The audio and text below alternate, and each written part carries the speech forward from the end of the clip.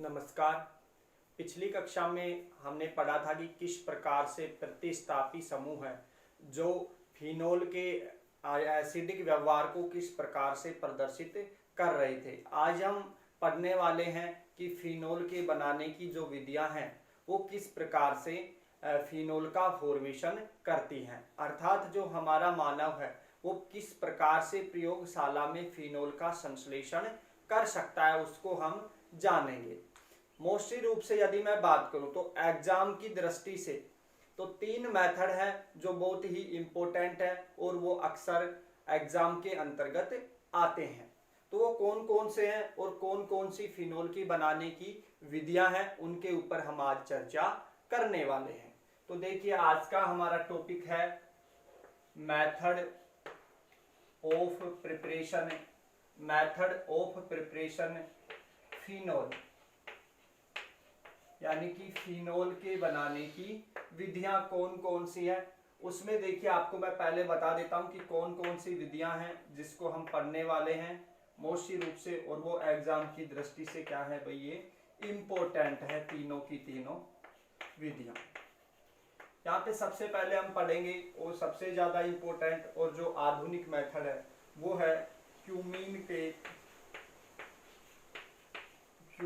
के ऑक्सीकरण द्वारा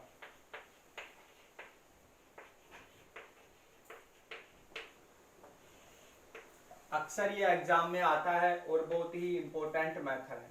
दूसरा प्रोसेस आता है डाउ प्रक्रम या डाउ प्रोसेस, और तीसरा प्रोसेस आता है रेसिंग प्रक्रम। आधुनिक मेथड होने की दृष्टि से ये क्यूमीन के ऑक्सीकरण द्वारा फिनोल का जो संश्लेषण है वो बहुत ही इंपॉर्टेंट हो जाता है।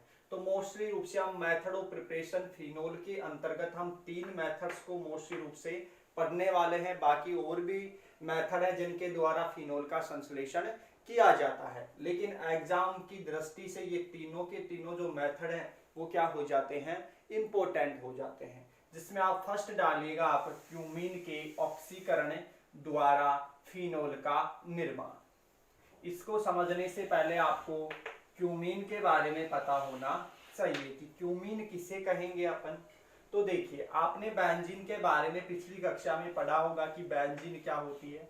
तो मोस्टली रूप से बेंजीन होती है जो एक प्रकार से क्या है भाई, एरोमेटिक कंपाउंड है। एरोमेटिक कंपाउंड क्यों है, क्योंकि इसके प्रत्येक जो कार्बन है वो क्या है, sp2 संकरण से संकृत है। दूसरी बात, यदि एक प्रकार से ये प्लेनर स्ट्रक्चर है, और दूसरी बात यदि मैं बात करूं तो इसमें कंप्लीट रिंग के अंतर्गत कंटिन्यूअस साइक्लिक रेजोनेंस प्रेजेंट होता है, जिसे मैं क्या बोल सकता हूं कि इस रिंग के अंतर्गत CCR प्रेजेंट होता है। और यदि मैं बात करूं तो इसमें देखिए 2, 2, 4 और 2, 6 टोटल 6 पाई इलेक्ट्रॉन स्पीसीज होती है, जो क्या होती है भाई, हकल के 4n+2 पाई इलेक्ट्रॉन रूल का क्या करती है, ये फॉलो करती है। और यदि मैं पॉइंट की बात करूं तो इसी कारणवश से ये क्या करती है, इलेक्ट्रोफिलिक सब्स्टिट्यूशन रिएक्शंस प्रदर्शित करती हैं। तो ये चारों के चारों ऐसे रीजन हो गए जो इस बेंजीन रिंग को क्या प्रदर्शित कर रहा है कि एक एरोमेटिक कंपाउंड है। तो देखिए, बेंजीन से यदि बेंजीन के बारे में आप जानते हैं तो जी हाँ, आप क्यूमीन के बारे में भी आप जानते हैं। तो देखिए, यदि बेंजीन का फॉर्मेशन से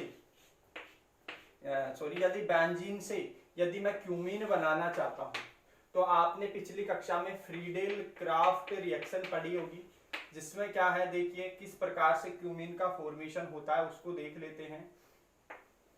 यदि यहाँ पे मैं प्रोपीन के साथ में इसकी रिएक्शन करा दूं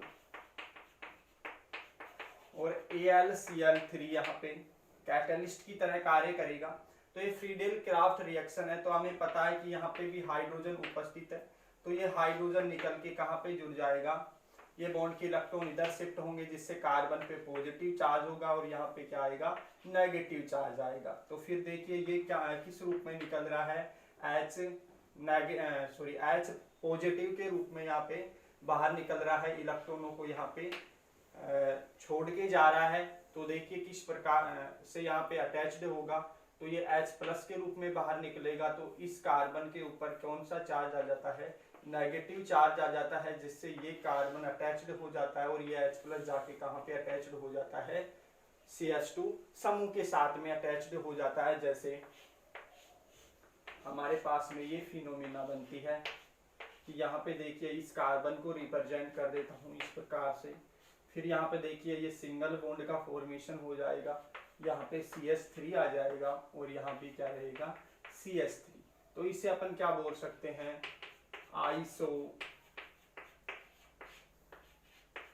प्रोपिल बेंजीन, और इसे ही क्या बोलते हैं अपन, क्यूमीन। इसे ही क्या बोलते हैं अपन, क्यूमीन। तो आपको पता चल गया होगा कि क्यूमीन क्या होता है, कि इसका ये क्या होता है, आइसोप्रोपिल बेंजीन को ही अपन क्या बोल सकते हैं, क्यूमीन। आप इसको देख लीजिएगा कि किस प्रकार से क्यूमीन का फॉर्मेशन होता है, या आप इसको नोट भी कर सकते हैं। तो हमें क्यूमीन के बारे में पता चल चुका है कि क्यूमीन वास्तव में हम किसे कहेंगे, आइसोप्रोपिल बेंजीन को ही हम क्या बोलते हैं, क्यूमीन बोलते हैं। तो आपको सबसे पहले मैं इस रिएक्शन समझा देता हूं, लेकिन मोस्टली रूप से पहले मैकेनिज्म होता है, उसके बाद में रिएक्शन को हम पढ़ते हैं। तो लेकिन जो भी मोटे मोटे तौर पर यदि मैं इस प्रोसेस के अंतर्गत बात करूं तो क्या होता है, इसके ऊपर हम आज चर्चा कर लेते हैं। तो देखिए सबसे पहले क्या होता है, जो क्यूमीन होता है, इस क्यूमीन को मैं आपको शॉर्ट रूप में यहाँ पे बता रहा हूँ कि किस प्रकार का प्रोसेस हम यहाँ पे करने वाले हैं। देखिए क्यूमीन का सबसे पहले किया जाता है उत्प्रेरक की उपस्थिति में, उत्प्रेरक की उपस्थिति में ऑक्सीकरण, यानी ऑक्सीडेशन, ऑक्सीजन का जुड़ना। तो ये प्रोसेस हम करेंगे कि क्यूमीन का हम कैटलिस्ट की उपस्थिति में क्या करेंगे भाई, ऑक्सीकरण करेंगे, जिसके द्वारा हमें क्या प्राप्त होगा, जो प्राप्त होने वाली स्पीशीज है वो है cumene hydro peroxide.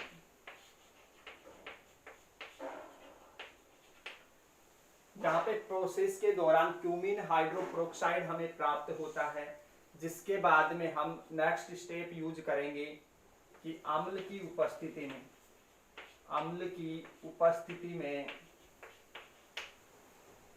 Hydrolysis, hydrolysis अर्थात अम्ल की उपस्थिति में हम इसका क्यूमीन हाइड्रोपेरोक्साइड का क्या करने वाले हैं, जल अपघटन करने वाले हैं, जिसके बाद में हमें क्या प्राप्त होगी भाई, फिनोल। जी हाँ, जिसके बाद में हमें क्या प्राप्त होगी, फिनोल, और साथ में क्या प्राप्त होगा, एसीटोन। तो ये आपकी थ्योरी बन जाती है कि किस प्रकार से क्यूमीन से अपन क्या बना सकते हैं, फिनोल का संश्लेषण कर सकते हैं। तो ये तो थ्योरी वाली बात हो गई, आप इसको उतारिएगा। देखिए सबसे पहले हम क्या करेंगे, क्यूमीन का कैटलिस्ट की उपस्थिति में ऑक्सीडेशन करवाएंगे। वो कैटलिस्ट के रूप में मोस्टली रूप से कॉपर और आयरन होगा, जो उत्प्रेरक की तरह कार्य करेगा। ऑक्सीडेशन का मतलब ऑक्सीजन की उपस्थिति में रिएक्शन होगी, ठीक है। इस प्रकार से ये O2 हो गया।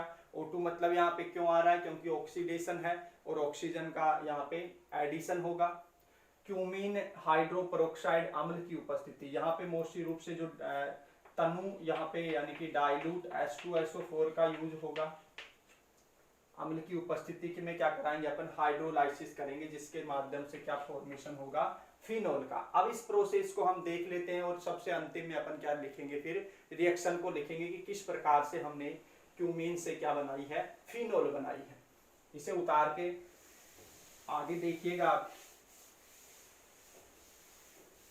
देखिए सबसे पहले हमने क्यूमीन को देखा कि क्यूमीन किस प्रकार से फॉर्मेशन होता है, तो हमें बेंजीन से फ्रीडल क्राफ्ट रिएक्शन के माध्यम से अपन क्यूमीन का फॉर्मेशन कर लेंगे, अर्थात आइसोप्रोपिल बेंजीन का फॉर्मेशन कर लेंगे। अब देखिए आगे जो प्रोसेस होता है आप इसकी लिख लीजिएगा, मैकेनिज्म।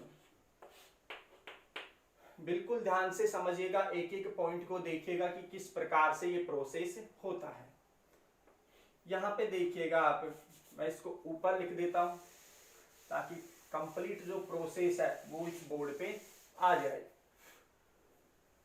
सबसे पहले हमें लेना है क्या भाई, क्यूमीन को लेना है। और क्यूमीन हमें पता है क्या होती है, यहाँ पे आइसोप्रोपिल बेंजीन को ही हम क्या बोलते हैं भाई, क्यूमीन बोलते हैं। हमने उस प्रोसेस में जाना था कि किस प्रकार से हमने क्या, ये क्या होती है, कैटलिस्ट की उपस्थिति में होती है। तो हमें कॉपर और आयरन को यहाँ पे कैटलिस्ट के रूप में यूज करना है, और हमें यहाँ पे मोस्टली रूप से ऑक्सीडेशन कराना है, अर्थात ऑक्सीजन की उपस्थिति होगी। और ये मोस्टली रूप से यदि मैं बात करूं तो यहाँ पे देखिए प्रकाश की उपस्थिति यहाँ पे शो करा देते हैं, क्या, क्योंकि यहाँ पे होमोलाइटिक बॉन्ड क्लीवेज होगा, जिसके कारणवश से यहाँ पे प्रकाश की उपस्थिति जरूरी हो जाती है। तो देखिए क्या होने वाला है इस प्रक्रम के अंतर्गत। इस हाइड्रोजन को मैं इस प्रकार से लिख देता हूं ताकि आपको आसानी से समझ में आ सके।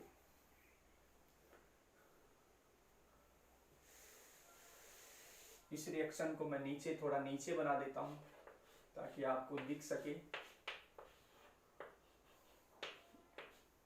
ये CH3 एंड ये CH3 एंड ये हाइड्रोजन।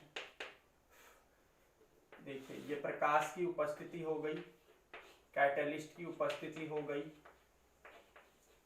और यहाँ पे ऑक्सीजन की उपस्थिति हो गई। तो यहाँ पे क्या हो रहा है, ऑक्सीडेशन हो रहा है। तो ऑक्सीडेशन प्रोसेस में देखिए क्या होगा, एक एक पॉइंट को समझिएगा। यहाँ पे देखिए होमोलाइटिक बॉन्ड क्लीवेज होगा। यदि होमोलाइटिक बॉन्ड क्लीवेज होता है तो ऑक्सीजन, दोनों ऑक्सीजन पर क्या आ जाता है, एक एक रेडिकल्स का फॉर्मेशन हो जाता है इस प्रकार से। इसी प्रकार से यहाँ भी होमोलाइटिक बॉन्ड क्लीवेज करा देंगे, जिसके कारणवश से देखिए हाइड्रोजन पर एक रेडिकल का फॉर्मेशन हो जाएगा और एक कार्बन के ऊपर रेडिकल का फॉर्मेशन हो जाता है। तो एक रेडिकल से ये रेडिकल वाला बॉन्ड बन जाएगा और इस रेडिकल से ये हाइड्रोजन अटैच्ड हो जाएगा। तो ये वाली स्पीशीज है वो किस प्रकार से फॉर्मेशन होगा, हमें यहाँ पे प्रदर्शित कर देते हैं। थोड़ा नीचे बना देते हैं ताकि आपको आसानी से दिख सके। ये देखिए ये कार्बन हो गया, अब ये वाला ऑक्सीजन इसके साथ में है, ये ऑक्सीजन हो गया, दूसरा वाला भी ऑक्सीजन इसके साथ ही है, और साथ में क्या जुड़ गया है, हाइड्रोजन जुड़ चुका है। और इस कार्बन से ऐसे की ऐसे क्या है, CH3 और CH3 ऐसे की ऐसे जुड़े हुए हैं। इसे हम क्या बोलते हैं, क्यूमीन हाइड्रो पेरोक्साइड। तो क्यूमीन हाइड्रोपेरोक्साइड बन चुका है। अब आगे हम क्या कराने वाले हैं, हाइड्रोजन की या फिर H+ या जिसे अपन अम्ल बोलते हैं उसकी उपस्थिति में हम क्या कराने वाले हैं, इसका जल अपघटन कराने वाले हैं। तो देखिए क्या प्रोसेस होता है। यहाँ पे ऑक्सीजन के ऊपर मैं लोन पेयर को रिप्रेजेंट कर देता हूं। तो देखिए अब रिएक्शन हो रही है अम्ल की उपस्थिति में। तो यहाँ पे देखिए H2SO4 यहाँ पे अम्ल के रूप में रिएक्शन है यहाँ पे। तो H2SO4 हमने यूज किया है, H2SO4, और वो भी डाइल्यूट H2SO4। तो देखिए H+ यहाँ पे अम्ल क्या होंगे, जो H+ का दान करेंगे तो ये लोन पेयर H+ को ग्रहण कर लेगा, जिसके कारण इसी प्रोसेस को देखिएगा। यहाँ पे ही मैं संपन्न करा देता हूँ। इसने ऑक्सीजन ने क्या किया, इस H+ को क्या किया, ग्रहण किया, यानी कि ये दोनों लोन पेयर जो इसके बॉन्ड बनाने के काम में आ गए।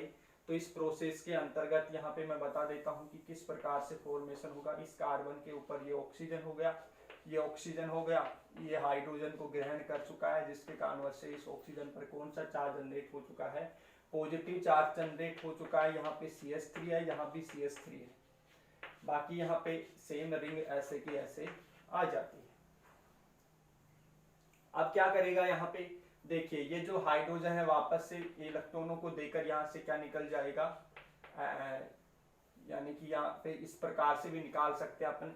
ये ऑक्सीजन है तो यहाँ पे जल अपघटन करा रहे हैं, जिसके माध्यम से ये इलेक्ट्रॉनों को लेके चला जाएगा और यहाँ से किस मॉलिक्यूल्स का बाहर निकल जाएगा, कौन सा मॉलिक्यूल, वाटर का एक मॉलिक्यूल बाहर निकल जाएगा, जिसके कारणवश से देखिए ऑक्सीजन के ऊपर, इस ऑक्सीजन के ऊपर कौन सा चार्ज जनरेट हो जाता है, पॉजिटिव चार्ज जनरेट हो जाता है। यहाँ पे देखिए कार्बन होगा, यहाँ पे CH3 होगा, यहाँ पे CH3 होगा और फिर यहाँ पे ऑक्सीजन है। तो इस ऑक्सीजन पर कौन सा चार्ज जनरेट हो जाएगा, पॉजिटिव चार्ज जनरेट हो जाता है। इस मैकेनिज्म को आगे बढ़ाते हैं, आप इसको नोट कर लीजिएगा, फिर इसको मैं मिटा देता हूं। अब देखिए यहाँ पे ये फिनाइल ग्रुप है और यहाँ पे ऑक्सीजन, तो इस फिनाइल ग्रुप का यहाँ पे शिफ्ट कराएंगे और यहाँ पे अटैच्ड कराएंगे। तो देखिए किस प्रकार से फॉर्मेशन होगा, यहाँ पे CH3 होगा, यहाँ पे कार्बन, यहाँ पे CH3।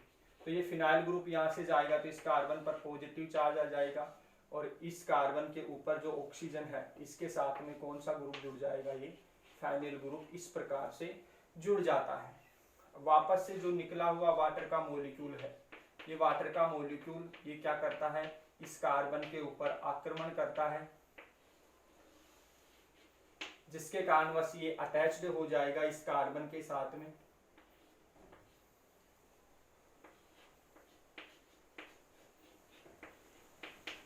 यहाँ पे देखिए इस H2O के मॉलिक्यूल को मैं यहाँ पे जोड़ देता हूँ, इस ऑक्सीजन पर पॉजिटिव चार्ज आ गया, बाकी की प्रोसेस ऐसे की ऐसे। इस पॉजिटिव चार्ज को खत्म करेंगे तो यहाँ से कौन सा जो H+ है यहाँ से निकल जाएगा इस प्रकार से, और यहाँ पे ये पॉजिटिव चार्ज आगे खत्म हो जाता है। तो मैं इस जो स्टेप को मैं यहीं संपन्न करा देता हूँ। देखिए ये पॉजिटिव चार्ज खत्म हो जाएगा और यहाँ से क्या निकल जाएगा, H+ आयन बाहर निकल जाएगा इस प्रकार से। तो यहाँ पे देखिए जो ये निकला हुआ H+ है इसको हम यहाँ पे संभाल के रखते हैं। अब देखिए ये जो लोन पेयर है ये रेजोनेंस में भाग ले लेगा इस प्रकार से, तो ये बॉन्ड के इलेक्ट्रॉन इधर शिफ्ट हो जाएंगे, जिसके कारणवश से क्या होगा भाई, इस प्रोसेस को मैं यहाँ पे बनाता हूँ। तो देखिए एक तो क्या बनेगा, फिनोक्साइड आयन, एक तो बनेगा यहाँ पे देखिए जैसे बॉन्ड के इलेक्ट्रॉन इधर शिफ्ट होंगे तो ऑक्सीजन पर नेगेटिव चार्ज आएगा और वो नेगेटिव चार्ज इस हाइड्रोजन को एक्सेप्ट करके किसका फॉर्मेशन कर देगा, यहाँ पे फिनोल का फॉर्मेशन कर देगा इस प्रकार से। अब देखिए यहाँ पे ये बॉन्ड के इलेक्ट्रॉन इधर शिफ्ट हो चुके हैं, तो क्या हो चुका है, यहाँ पे इस बॉन्ड का फॉर्मेशन हो चुका है और यहाँ पे देखिए H+ के रूप में यहाँ पे आयन हो चुके हैं। यहाँ पे ऑक्सीजन पर कौन सा चार्ज आ जाएगा, डबल बॉन्ड का फॉर्मेशन हो जाएगा यहाँ पे। तो देखिए किस प्रकार से यहाँ पे निकल जाएगा। तो देखिए यहाँ पे फॉर्मेशन हो चुका है, आगे CH3 C double bond, oxygen पर हाइड्रोजन ये पॉजिटिव चार्ज है और यहाँ पे क्या है भाई CH3। तो यहाँ से देखिए यदि H+ यहाँ से निकल जाए तो यहाँ पे H+ को क्या कर देंगे, बाहर निकाल देंगे, जिसके कारण उससे किसका फॉर्मेशन हो जाएगा, एसीटोन का। तो जी हाँ, हमें बनाना भी क्या है, फिनोल, और साथ में क्या बनेगा, एसीटोन बनेगा। इस प्रोसेस को आप उतार लीजिएगा।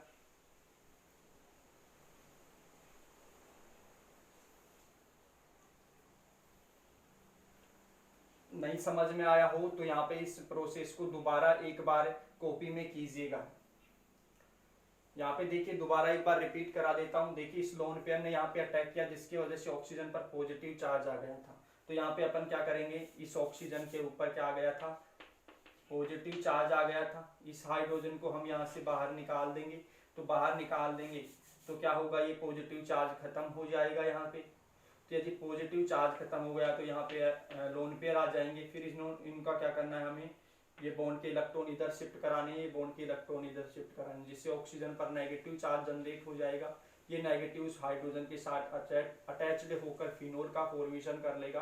बाद में जो ये बनी हुई स्पीशीज इस प्रकार से होगी, तो यहाँ से ये H+ को बाहर निकाल देंगे।